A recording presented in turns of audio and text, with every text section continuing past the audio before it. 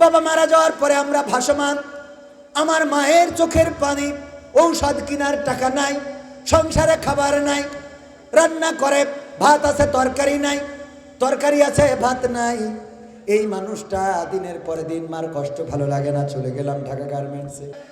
কয়রাই বাড়ি আমার শাহবাজ ভাইয়ের, অনেক দারুণ আলোচনা করেছেন, সুন্দর আলোচক। উনার অঞ্চলে আমার বাবা যেতেন ওয়াজ করার জন্য, মরহুম মাস্টার আব্দুল সামাদ রাহিমাহুল্লাহ। আজ থেকে 23 বছর আগে কবর দেশের বাসিন্দা হয়ে গিয়েছেন। ওই সময় নদী পার হয়ে যাইতে হতো, 3-4টা নদী পার হতে হতো। আমিও আব্বার সাথে গিয়েছি। ওগো আমার ভাইয়েরা, আব্বা মারা গেলেন, আমরা বিক্ষিপ্ত হয়ে পড়লাম। সংসার চলে না, পরিবার চলে না, মার অসুস্থতায় ওষুধ কেনার টাকা হয় না।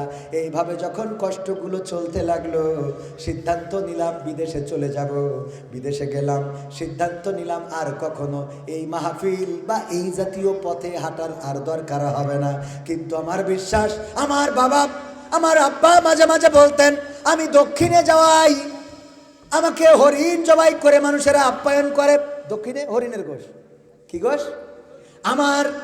আমার বাবা মাদ্রাসা পড়ে নাই, স্কুলের ছাত্র, স্কুলের শিক্ষক ছিলেন। আমার আব্বা বলতেন, আমি মাদ্রাসায় পড়ি নাই, তাই আমাকে সুন্দরবন থেকে হরিণ জবাই করে খাওয়ায়। আর আমার ছেলে মাদ্রাসায় পড়ে, আজ হোক কাল হোক আমার ছেলেকে মানুষেরা সুন্দরবনের রয়্যাল বেঙ্গল টাইগার জবাই করে খাওয়াবে। অথচ আমি পথ হারালাম। বাবা মারা যাওয়ার পরে আমরা ভাসমান। আমার মায়ের চোখের পানি, ঔষধ কেনার টাকা নাই, সংসারে খাবার নাই, রান্না করে ভাত আছে তরকারি নাই, তরকারি আছে ভাত নাই। এই মানুষটা দিনের পরে দিন মার কষ্ট ভালো লাগে না, চলে গেলাম ঢাকা গার্মেন্টসে।